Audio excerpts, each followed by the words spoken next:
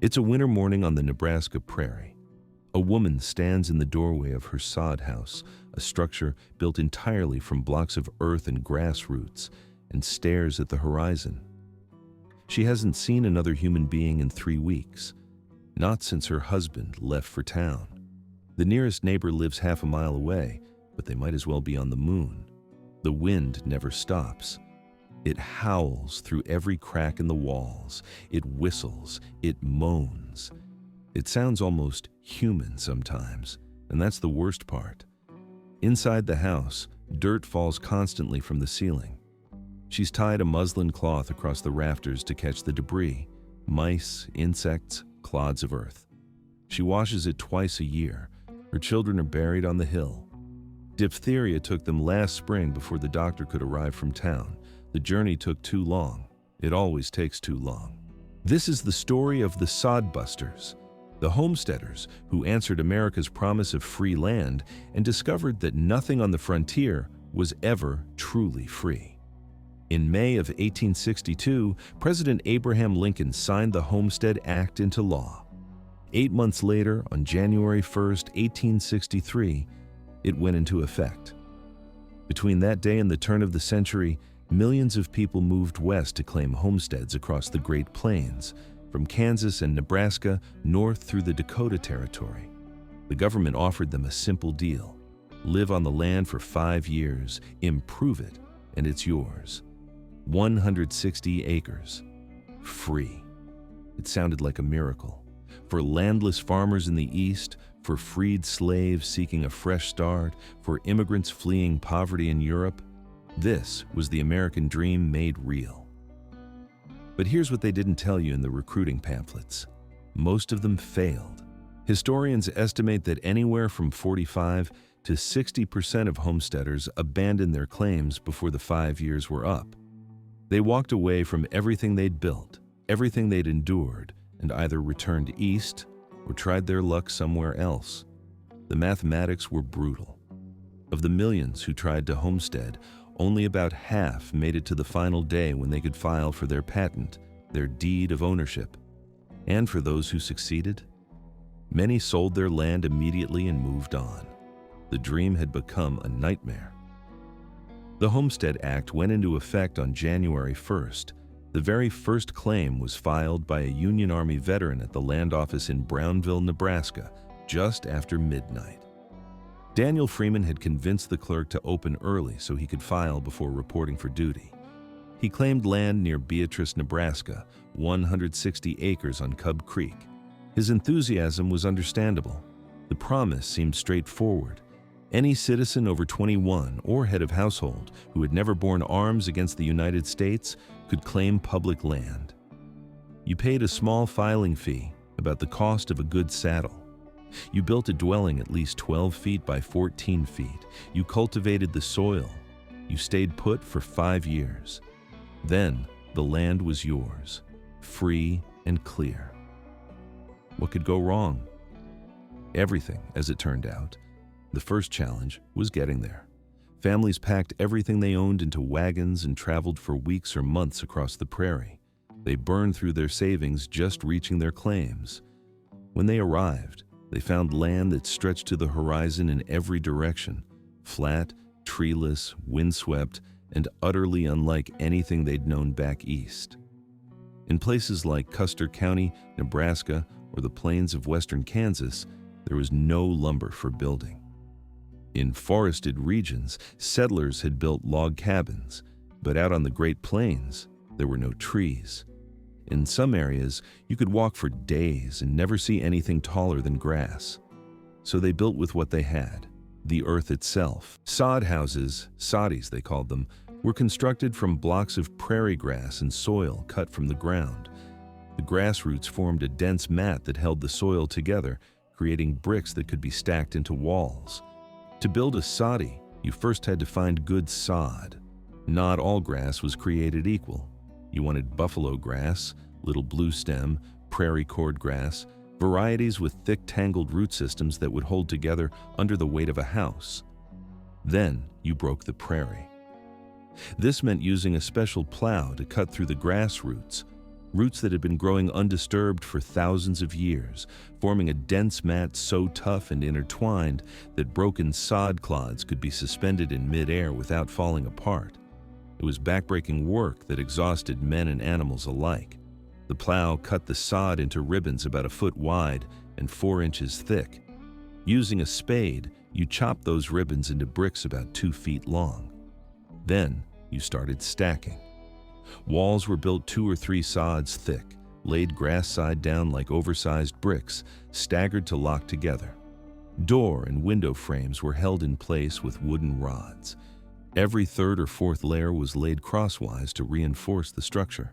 A simple sod house could be built in about a week and cost less than $5 if you did the labor yourself. The walls were thick enough to insulate against the blazing summer heat and the bitter winter cold, important when fuel was scarce and you were burning dried buffalo dung or twisted hay to stay warm. The roof was the most critical part. If the roof failed, the house failed. Most soddies relied on sod roofs supported by whatever wood could be scavenged: willow branches, cottonwood poles, elm rafters if you were lucky. You laid brush across the rafters, then prairie grass, then a layer of sod on top. And then you prayed it wouldn't rain. Because sod roofs leaked. They leaked for days after every rainstorm. Water dripped through the ceiling, turning the dirt floor into mud. Women tacked muslin or canvas cloth to the ceiling to catch the drips, the dirt, the mice, the bugs, the snakes. Nothing was ever clean. The floor was packed dirt, swept smooth with a broom until it was hard as concrete. Some families could afford carpets, which they fastened directly to the dirt. A few lucky ones had rough planks. But most just lived with the earth beneath their feet, knowing that every step kicked up dust. And the wildlife made itself at home. Snakes crawled into the walls, mice nested in the roof, centipedes explored the rafters. One woman recalled finding a bull snake coiled inside her house, having burrowed through the wall. She was alone at the time. She hated snakes. The terror of that moment stayed with her for the rest of her life. Despite all this, sod houses were better than the alternative: dugouts. Some families couldn't even afford a soddy. They dug into the side of a hill, creating a cave with a front wall and door.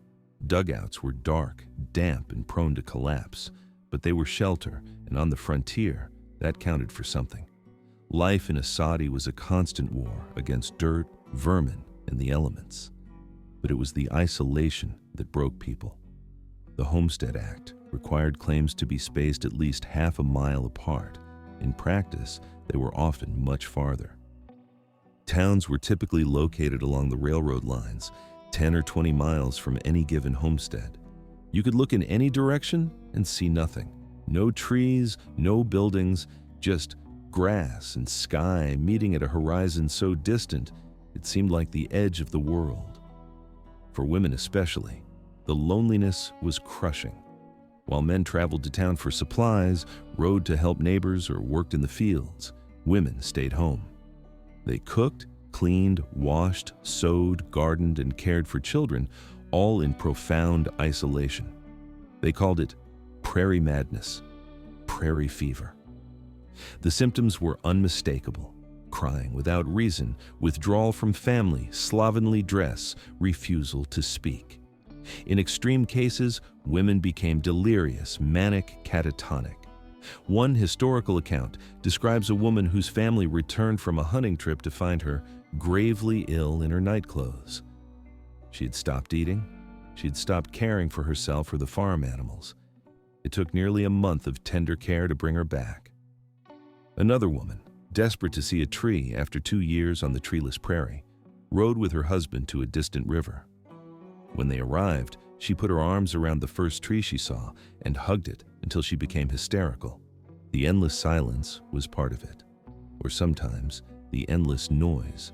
The wind that never stopped howling, whistling through every crack, a sound that drove some people to the edge of sanity. Winters were the worst. Blizzards could trap families inside for days, sometimes weeks. The family huddled together in a small space, burning precious fuel, eating through dwindling supplies, waiting for the storm to pass. And if someone got sick during winter, there was nothing you could do. The doctor was too far away. The weather made travel impossible. Children died of diphtheria, scarlet fever, pneumonia while their parents watched helplessly. Immigrants had it hardest. They came from small, close-knit villages in Norway, Sweden, Germany, Denmark. They spoke little English. Their neighbors, if they had any, often spoke different languages and observed different customs. A Danish immigrant who settled in Nebraska wrote that he'd been promised a Garden of Eden, but found instead what felt like Siberia. The isolation was compounded by cultural alienation. You were alone, not just physically, but socially, linguistically, spiritually. Some people adapted. They found ways to cope, to create small rituals of beauty and normalcy. Women planted flowers around their sadis, fighting to make gardens grow in the harsh soil. It was often futile. The flowers died in the heat or were eaten by livestock. But the effort itself was a form of resistance against the bleakness. Others broke. Suicide rates were higher on the frontier than in settled areas. The statistics are scattered, but asylum records from the period show a notable increase in mental illness among prairie settlers, particularly women and Scandinavian immigrants. Prairie madness gradually disappeared as towns grew, roads improved, and communication became easier. By the early 20th century, the telephone and automobile had broken the isolation that had driven people mad. But for those early homesteaders in the first waves of settlement during the 1870s and 1880s, the psychological toll was immense, and then came the grasshoppers. The summer of 1874 started with hope. The spring rains had been good. Crops were growing well across Kansas, Nebraska, and the Dakota Territory. Farmers who had struggled through previous droughts and hardships finally saw the promise of a decent harvest. Then, in late July, the sky darkened. At first, people thought it was a storm cloud, but the cloud resolved itself into billions of insects, Rocky Mountain locusts, sweeping down from the mountains in swarms so vast they blocked out the sun. One settler described it perfectly. They looked like snowflakes. Another said the sound of their wings was like a rushing storm, a roar that filled the air as far as you could hear. When the grasshoppers landed, they covered the ground like a living carpet. They covered everything, the fields, the houses, the wells, the livestock. And then they started eating. They devoured crops down to bare stalks. They ate the leaves off trees. They chewed through wooden tool handles, leather harnesses, wool off live sheep, clothing off people's backs. They ate paper. They ate tree bark. They contaminated wells and streams, turning the water brown. Farmers tried everything to stop them. They lit fires, hoping to burn the insects. But the grasshoppers smothered the flames with their sheer numbers. They dug trenches filled with water and oil to drown them. They beat them with brooms, raked them into piles, covered fields with sheets. Nothing worked. The grasshoppers stayed for a few days, sometimes a week. Then they lifted off on the wind and disappeared, leaving behind complete devastation. Cattle and horses refused to drink from streams stained with dead insects. Chickens and turkeys became inedible. They'd eaten so many grasshoppers that their meat tasted rancid. Wells had to be scooped clean by hand. The crop damage was catastrophic. Farmers who had planted their entire savings in the ground watched a year's work disappear in days. And this was during a record drought, which meant many families had no reserves to fall back on. In the hardest-hit counties, up to 70% of the population was left destitute. People faced starvation. Governors of Kansas and Nebraska initially resisted asking for help, worried that news of the disaster would discourage new settlers from coming west. But the crisis was too severe to hide. Private relief organizations formed. Counties sent representatives east to beg for aid. Farmers who hadn't been affected donated barley and corn. Railroads shipped supplies for free. The federal government eventually provided seed for the following spring and eased residency requirements so farmers could leave their homesteads temporarily to seek help. It was one of the first times the federal government provided emergency disaster relief to agricultural communities, a precedent that would shape policy for generations. But for many homesteaders, the grasshopper plague was the final straw. After years of isolation, brutal weather, backbreaking labor, and constant hardship, watching your entire crop disappear in a week was more than they could endure. As many as a third of Kansas's new settlers packed up and left, heading back east. The population decline was sharp and sudden. Those who stayed faced another challenge the following spring when the grasshopper's eggs hatched. The ground writhed with newly emerged insects. But a late frost in the spring of 1875 killed most of them, giving farmers a reprieve and a chance to replant. Nebraska eventually passed a law in 1877 requiring every able-bodied man between 16 and 60 to spend at least 2 days eliminating locusts during hatching season or face a fine. Other states offered bounties, $1 per bushel of dead grasshoppers in March, 50 cents in April, and so on. The grasshopper plagues continued sporadically for a few more years, but never again with the same intensity. And then, mysteriously, the Rocky Mountain locust went extinct. The species that had once numbered in the trillions disappeared completely by the early 1900s. But the damage was done. The homesteaders had learned a hard lesson. The prairie was not a garden waiting to be cultivated.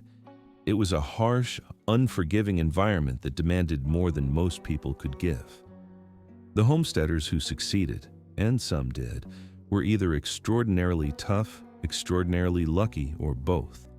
They learned to plant crops suited to arid climates, sorghum instead of corn, hard red winter wheat that matured before the heat of summer. They learned to dry farm, conserving every drop of moisture in the soil. When railroads expanded westward in the 1880s, bringing supplies and providing markets for crops, life became slightly easier. New farm machinery, improved plows, hay mowers, threshing machines made the work less brutal for those who could afford them. Towns gradually sprang up, creating communities where there had been only empty prairie. Schools were built, churches were established, roads connected isolated farms to the wider world. But for every success story, there were multiple failures. Families who couldn't make the land produce, families who went into debt and couldn't get out, families who lost children to disease, crops to drought, hope to isolation. By some estimates, of the roughly 2 million homestead claims filed, only about 780,000 were successfully proved up, completed, and granted final ownership. That's less than 40%. The rest were abandoned. The Homestead Act continued until 1976 in most states, and even longer in Alaska. In total, the government granted more than 270 million acres, about 10% of the entire United States. But the human cost of settling those acres was immense. Today, if you drive through the Great Plains, you can still see traces of the sod busters. A few preserved sod houses stand as museums. Foundations of old homesteads dot the landscape. And in small-town cemeteries, you'll find gravestones from that era. Whole families buried together, children's graves outnumbering adults. The Homestead Act transformed the American landscape. It created the agricultural heartland that feeds the nation. It allowed millions of people to own land who never could have afforded it otherwise. But it also asked people to endure things that many simply couldn't. Isolation that drove them mad, weather that killed their crops and their children, plagues of insects that devoured everything, economic margins so thin that a single bad year meant ruin. The promise was free land. The reality was that nothing on the frontier came free. It cost them their health, their sanity, sometimes their lives. It cost them years of grinding labor in conditions that broke even the strongest spirits. And more often than not, it cost them the land itself when they finally gave up and walked away. The sodbusters were asked to bet everything on a dream, and for most of them, the prairie won. But here's the remarkable thing. Enough of them succeeded to fill the Great Plains with farms and towns. Their descendants, nearly 100 million Americans living today, can trace their lineage back to those original homesteaders who somehow survived the 5 years. The ones who made it weren't necessarily the best farmers or the toughest people. They were often just the ones who arrived at the right time, in the right place, with the right combination of luck and stubbornness. They built houses out of dirt and lived in them for years. They endured isolation that would have destroyed most people. They watched grasshoppers eat everything they'd planted and then planted again the next spring. They sang to their children in sod houses while the wind howled outside. They buried loved ones on distant hills and kept going. They stared at horizons that stretched forever and somehow didn't go mad. Not all of them anyway. The sod busters. They answered a promise that broke most of them and built a nation in the process.